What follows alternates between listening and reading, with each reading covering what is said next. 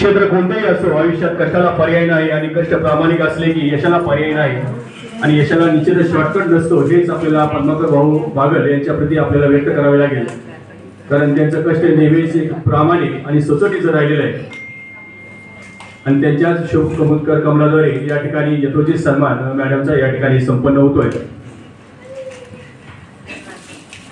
एकदा फुललेलं फुल पुन्हा फुलत नाही, एकदा मिळालेला जन्म पुन्हा मिळणार नाही.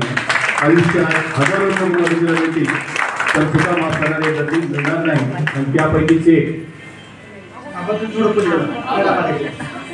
आपणचाही यथोचित सन्मान या ठिकाणी शाही फेटा बांधून या ठिकाणी पद्माकर भाऊ बागल यांच्या शुभकर कमलाद्वारे या ठिकाणी संपन्न होतोय.